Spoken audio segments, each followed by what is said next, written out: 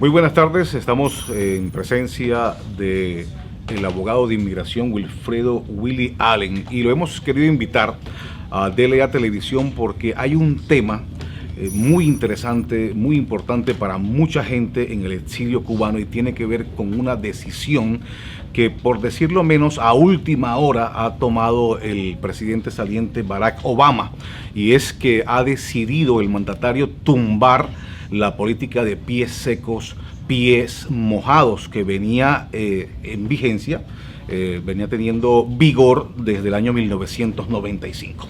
Doctor Wilfredo Allen, ¿qué significa esta decisión a última hora y qué puede esperar la gente a partir de esta determinación? Bueno, primero fue una acción ejecutiva que el presidente Clinton comenzó a raíz de las negociaciones entre Cuba y los Estados Unidos sobre la crisis de los balseros.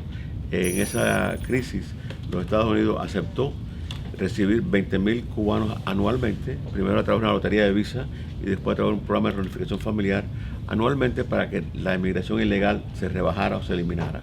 Entonces, ¿qué ocurrió durante esas negociaciones? También se determinó que aquellas personas que tocaban suelo americano, sea con balsa o sea a través de la frontera, que en aquel momento eran relativamente pequeños los números, se iba a considerar que esa entrada se le daba un parol. Era una entrada ilegal, no tenían los documentos para entrar, pero se le daba un parol.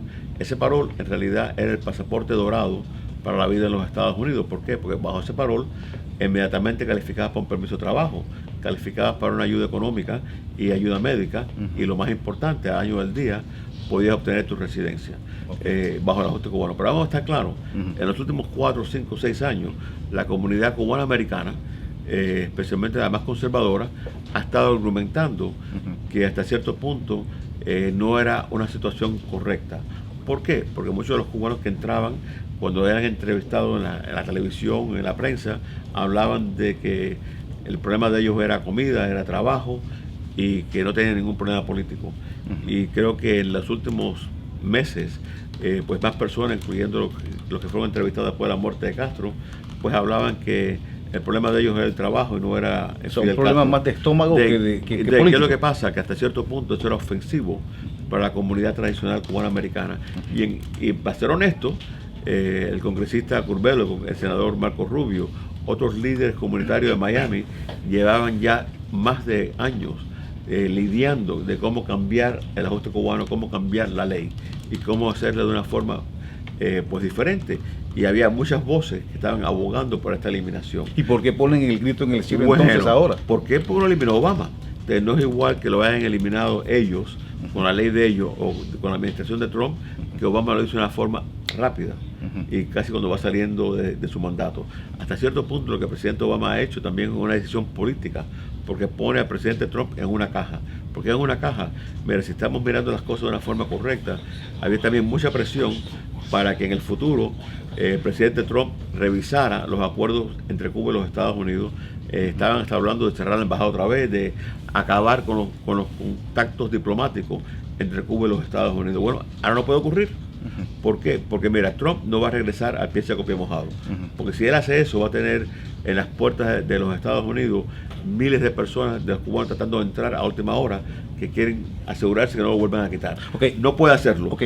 Tampoco puede no parar de continuar lidiando con Cuba. ¿Por qué? Porque Cuba se ha comprometido de aceptar de regreso a todo aquel cubano que, igual que los regresen por mar, los regresen por tierra ahora a Cuba.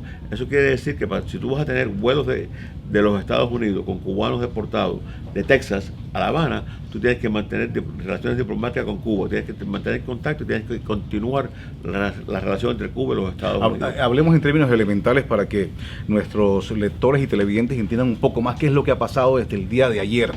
Llega un cubano a la frontera o llega un cubano vía mar en una balsa rudimentaria. ¿Qué puede pasar? O sea, bueno, ¿cuál es el escenario posible? El mundo cambió. Ayer llegaron y fueron recibidos por un oficial americano, fueron entrevistados y a lo mejor ya hoy están en libertad con un parol. El que llegó hoy, llegó a la frontera, va a ser detenido. En esa detención va a poder pedir asilo político. Si no pide asilo político, va a estar puesto en detención y lo van a volver a Cuba en una forma relativamente rápida. Si pide asilo político, va a tener una entrevista de miedo creíble en la cárcel. Hoy, en la frontera, la entrevista de miedo creíble puede demorar una semana o 3 semanas para tener un oficial que lo entreviste. Durante todo ese tiempo va a estar detenido. Vamos a decir que logró demostrar, articuló un miedo creíble que si es regresado a Cuba va a ser perseguido por su raza, por su religión, opinión política, nacionalidad o porque es miembro de un grupo social en particular. Lo demostró. Entonces, en ese momento que lo demostró va a ser referido a un juez de migración. El juez de migración puede tomar en la cárcel de 2 a 6 meses para un juicio formal, que si gana, se quedó y puede obtener su residencia. Si pierde, se quedó detenido y es deportado. Pero vamos a decir que lo ponen en libertad como ponen a centroamericanos y otras personas en libertad. Los ponen en libertad bajo palabra, bajo fianza o con un monitor, un bracelete. Lo ponen en libertad, que lo han impuesto en libertad, no le da ayuda económica, no le da un permiso de trabajo y no le permite después de un año legalizarse. Va a tener que ir a un proceso legal frente a un juez de migración. Si pide asilo político una vez que está puesto en libertad, tiene que esperar 150 días para poder solicitar su permiso de trabajo, si no ha tenido un juicio final. Entonces, una vez que tenga su permiso de trabajo, puede vivir aquí y esperar ese juicio final. Entonces, la única opción viable en el momento sería el asilo político. Es la única opción que tiene el cubano, que tiene el nicaragüense, que tiene el venezolano, que tiene el colombiano. O sea, hay condiciones iguales para todos en estos momentos. Entran por la frontera. Todas estas personas, como dijo el Departamento de Estado y el Departamento de Seguridad Nacional, van a ser tratados de una forma igual.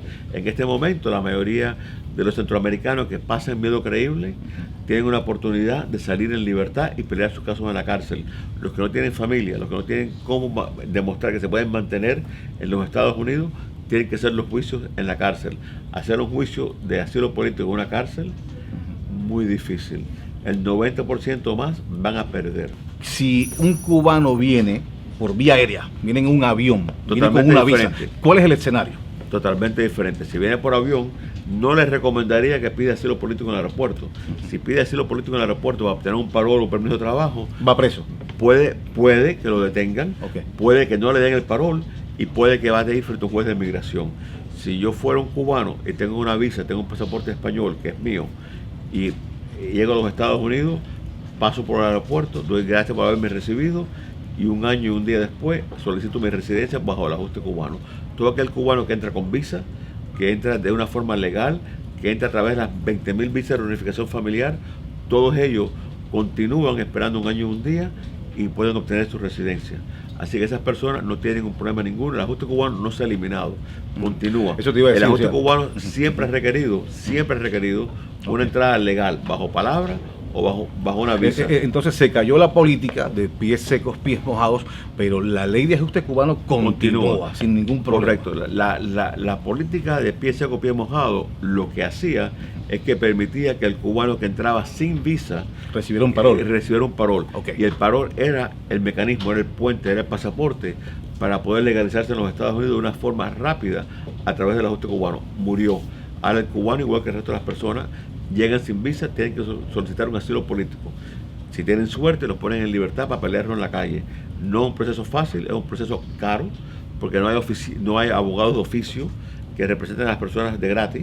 En emigración tiene que tener un abogado, tiene que contratar su propio abogado o tiene que él misma persona representarse frente a un juez de migración. Así que no es un proceso ni fácil, ni barato, ni rápido. Solamente es rápido en una prisión. ¿Tú crees que todo esto va a degenerar en congestiones en los tribunales? O sea, ¿hay suficientes jueces para todo esto? En este momento, en Miami, un juez de asilo puede demorar 3 años. Con esto puede ser más lento. Con lo que va, dependiendo de cuántos cubanos entren, cuántos cubanos pasen la prueba de miedo creíble, cuántos vengan a Miami para pelear su juicio de asilo, puede llevar a una demora más grande en los tribunales.